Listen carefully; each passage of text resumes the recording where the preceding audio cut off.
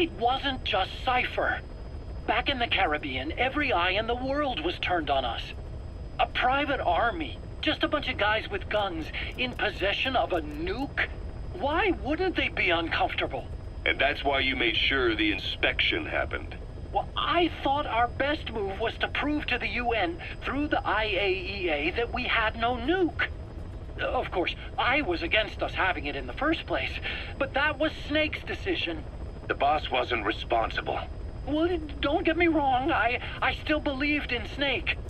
I thought I was making the best decision for all of us, that's all. I figured we should get a third party to exonerate us before proof of the nuke did get out. And who better to do that than an organization with international authority?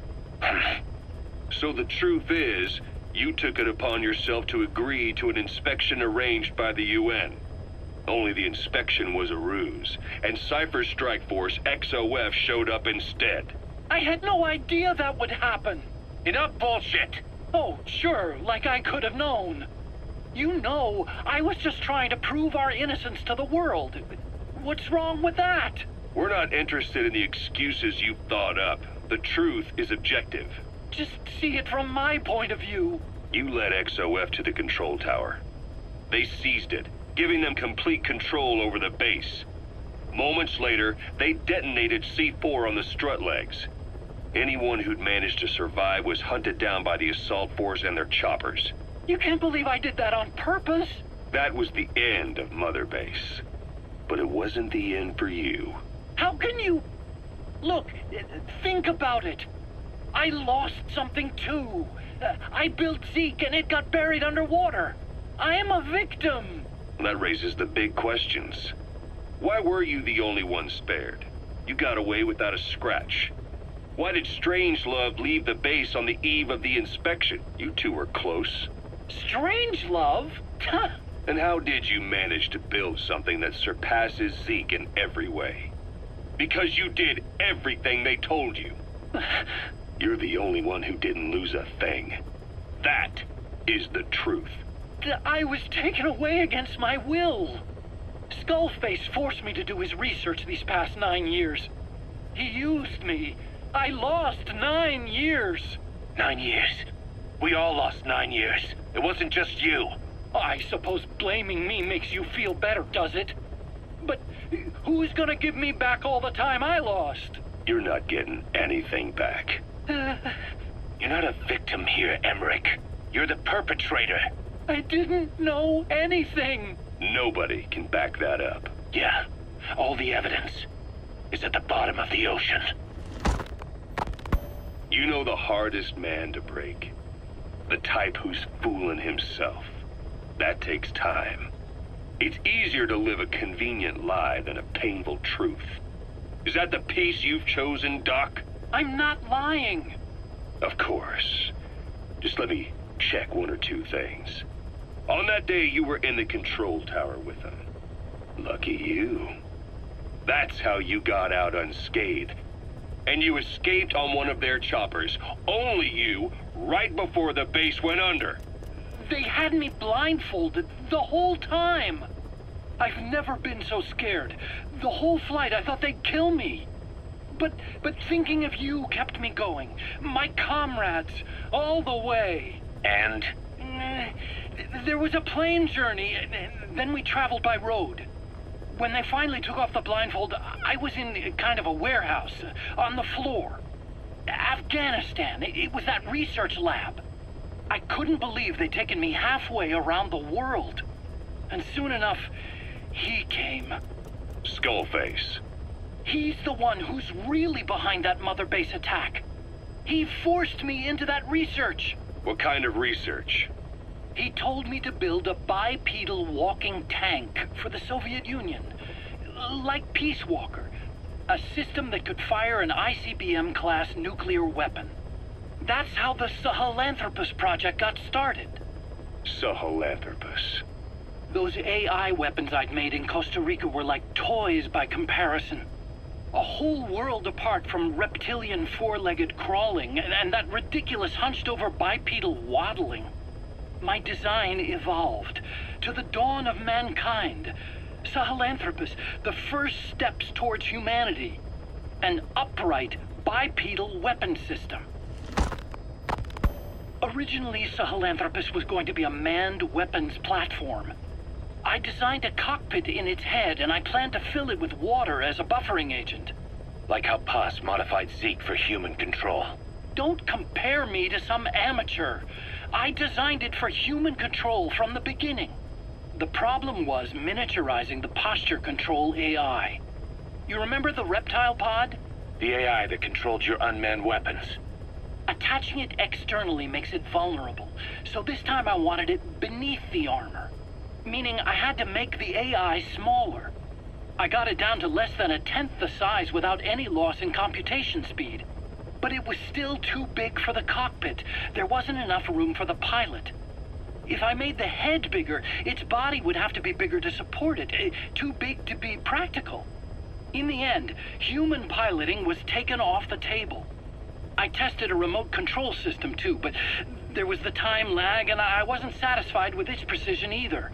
Plus, it would be useless if the enemy jammed it. So next, I went back to trying an AI-only system. To do that, I had the AI pods recovered from Nicaragua. This was a hybrid AI, a combination of Peace Walker's reptile and mammal pods. The only AIs that had ever successfully operated an unmanned nuclear weapon system. Really?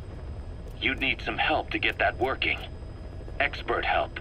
Did you work with someone? I worked alone. You did that yourself? That's the thing. The AI didn't pan out in the end either. But I did finally get Sahelanthropus walking by folding over its upper body to lower its center of gravity. The first upright bipedal locomotive weapon system in the history of mankind. I guess technically it falls into the anthropoid ape category. I don't see the benefit of having it stand taller. On terrain with significant differences in elevation like Afghanistan, you need a body that's vertically adaptable. That also lets it attack from long range while using mountain ridges for cover. So, making it walk upright was the most important factor in giving it superior height capability. As the name suggests, that was the whole point of Sahelanthropus. But I was being pushed for results. Having the AI mounted externally would have been the fastest way to get it working. I just needed more data so it could maintain its balance. But Skullface refused to wait. He dismissed the idea of AI control and took Sahelanthropus away from me before I could finish it. But it was walking when it came after you. That's just it. I don't understand how Skullface got it to move upright, without a pilot or an AI. And walking at that speed, too. It's beyond anything I could have imagined. This is like the Wright brothers making it to the moon. I'm just as clueless as you are. So this Sahelanthropus, where is it now? I have no idea. All my experiments took place at that cave. I've never seen it anywhere else. Besides, it's still just an incomplete prototype at this point, and nothing but a paper tiger. Even if it can walk, it's far from being a viable weapons platform. It wouldn't be useful in actual battle. Emmerich will remain here at Mother Base for now, but not as a member of Diamond Dogs. I still don't trust him. That work for you? Fine by me. He can't be allowed any contact with staff either. Yeah. A lot of the guys would love some payback for 9 years ago. We still need him alive. But we have to restrict his movements. He can only go where we tell him. And of course, the interrogations will continue. He worked for that skull bastard for nearly a decade. He still has more to tell us. How long are we gonna press him? If our investigation shows he really had nothing to do with the attack, we'll reconsider his place here. But I don't expect that to happen. Remember that water tank-shaped object in Emmerich's lab in the Soviet base camp? The thing that started talking to you like a possessed answering machine. That was a pod built for housing the AI used to control unmanned weapons. You remember, back in '74 in Costa Rica. It was in those machines you fought there. They were designated Pupa, Chrysalis, Cocoon, and Basilisk, and each of them was fitted with an AI unit called a reptile pod. Emmerich created it. It mainly handled the machine's posture control and autonomous behavior. But the Basilisk, aka Peace Walker, also featured a second AI pod. That one was called the Mammal Pod, and it was created by Dr. Strangelove.